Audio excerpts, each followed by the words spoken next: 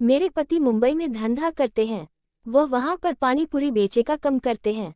पति को गए हुए बहुत दिन हो गए थे। बड़ी याद आ रही थी मुझे उनकी। कितने दिन से मैंने कोई मजा नहीं मारा था। कितना तड़प रही थी मैं पति से मिलने को। मैं रसोई में बैठी रोटी सेक रही थी। पति के बारे में सोचते सोचते रोटी जल गई थी। अरे बहू कहाँ ख्यालों में खोई है, देख रोटी जल गई। सासू बोली और मेरा सपना टूट गया। देखा तो जो रोटी मैंने तवे पर डाल रखी थी वह पूरी तरह से जल गई। बहू आज तुझे राजेश के साथ में जाकर खेत में पानी लगवाना है। सास बोली जी माँ जी। मैंने कहा हमारी गेहूं की फसल अच्छी हुई थी, पर इधर कुछ महीनों से बारिश ना होने के कारण गेहूं को ट्यूबवेल से 3-4 जाना था। हमारे खेत के कुछ दूर एक मुसलमान किसान का ट्यूबवेल था। वो 150 रुपये प्रति घंटा में पानी देता था, पर पानी लाना अपने में एक बड़ा चैलेंज था। इधर कुछ दिन से मेरे जेठ राजेश मुझे छिपकर डिमांड कर रहे थे। पति को बंबई गए हुए 6 महीना से ज्यादा हो गया था। जेठ जी रोज ही मेरा हाथ पकड़ लेते थे। बहू तेरे पति नहीं है तो क्या हुआ, मैं तो हूँ। कुछ भी कैसी भी जरूर हो, मेरे कमरे में आज जाया करो, कहते थे। मैं उनको खूब समझती थी। उनकी नीयत मुझ पर खराब थी। उनकी इसी बुरी नीयत के कारण उनकी औरत मेरी जेठानी उनको छोड़कर चली गई थी।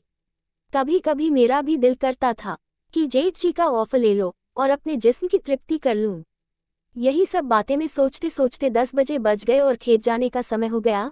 न चाहते कोई भी मुझे अपने जेठ से साथ खेत में पानी लगाने जाना पड़ा। जेठ जी ने अपनी कुर्ते की जेब में 1000 रुपये रख लिए और 2 फावड़े ले लिए। उधर मैंने हम दोनों के लिए दोपहर का खाना बांध लिया। अपने घर से होकर मैं और मेरे जेठ जी साथ अपने गेहूं के खेत की तरफ चल दी। 40 बीघा खेत को सींचने में शाम होना पक्का था। रात 8 बजे तक भी काम खत्म हो जाए तो गनीमत है। जैसे ही हमारा गांव छूटा जेठ ने मेरा हाथ पकड़ लिए। मेर मेर में उनके साथ खेत की ओर जा रही थी। कुछ 4 किलोमीटर था। जैसे ही हम निकले जेठ ने तुरंत मेरा हाथ पकड़ लिए। उनके दूसरे कंधे पर पावर एन था। आज मुझे तेरी चिड़िया चाहिए ही चाहिए। मेरा पति और जेठ जी का भाई तो वैसे ही मुंबई में है। तू बड़ी भोली है। जो आदमी बंबई काम करने चले जाते हैं तो क्या सोचती है कि वह सुख सुखी रहते हैं। अरे वहाँ तो बहुत बड़े बड़े बाजार है। वहाँ लड़कियां चिड़िया देने को तैयार हो जाती है। विनय में शाम को जाकर उसे रंडी खाने में थकान मिटाता होगा। कोई भी मर्द बिना चिड़िया के 6 दिन नहीं रह सकता, फिर 6 महीना तो बहुत बड़ी बात है। जेठ बोले और मेरा हाथ पकड़े रहे। मैंने उनके साथ ही साथ खाने की पोटली सर पर रखकर चल रही थी। भाई साहब आप सच कर रहे हो, मैंने शक करते हुए पूछा। माँ कसम, मेरे दिमाग में यह बात घर कर गई।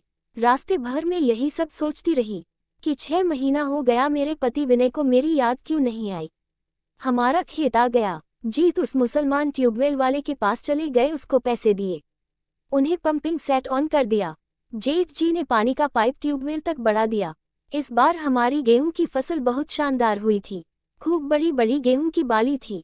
अच्छा गेहूं का उत्पादन होना था। इस वर्ष मैंने पानी वाली मैडिया की सफाई की, घास पत्ती और घर को फावड़े से साफ कर दिया कि नहीं, उन्होंने वही जोर से चिल्लाकर पूछा। हो गया, मैंने भी बड़ी जोर से गला फाड़ कर कहा, वरना तो सुन नहीं पाते। दूर से मैंने जेठ जी राजेश को आते देखा। मन में यही बात बार घूम रही थी कि जब मेरा मर्द विनय वहां बंबई में ऐश कर रहा है, रोज शाम को जाता है, तो क्यों ना मैं भी यहाँ गांव में मजे मारूं। वैसे भी 6 महीने से ज्यादा हो गए थे मजे लिए। हमारे गेहूं एक खेतों में अच्छे से ज्यादा मात्रा में पानी लगना शुरू हो गया था।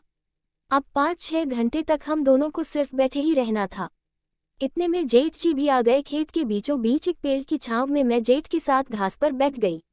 उन्होंने मेरा हाथ पकड़ लिया, नहीं मेरा मन ताड़ लिया। अरे पगली, तू जहाँ सोच विचार कर रही है वहाँ विनय रोज रात में पराये औरत के पास सोकर आता होगा, इसलिए मैं कर रहा हूँ। मजे ले ले, गांव में तो पहुंचे से भी करवा लेती है। जेठ बोले। मैं मान गई। मेरी मौन स्वीकृति उनको दिखे गई थी। मेरा हाथ को लेकर वो चूमने लगे। फिर वही गेहूं के हरे हरे खेत के बीचों बीच उन्होंने घास पर बिठा दिया।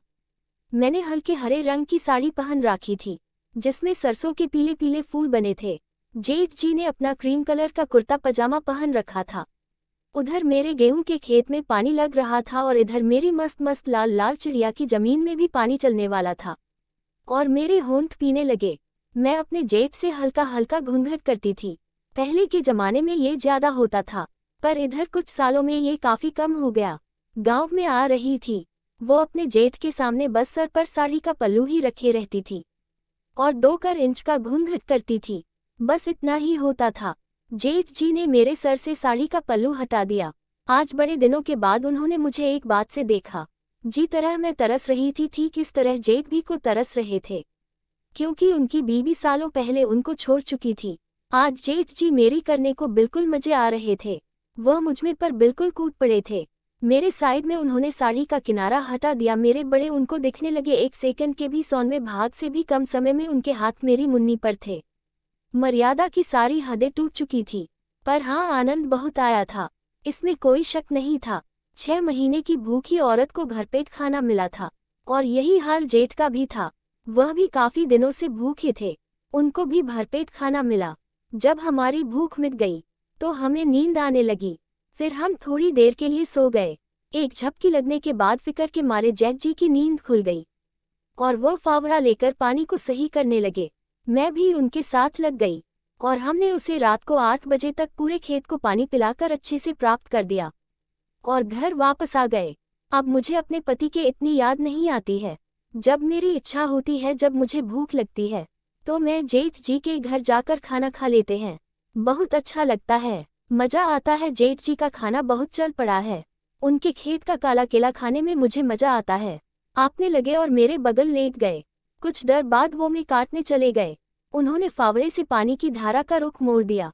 इस तरह मेरी चूड़ियां पूरे 6 महीना से सूखी थी। वो इस तरह से इस खेत में पानी लग गया। मैं मेरे जेठ को देख रही थी, कितने शानदार तरह से उन्होंने मुझे आज लिया था।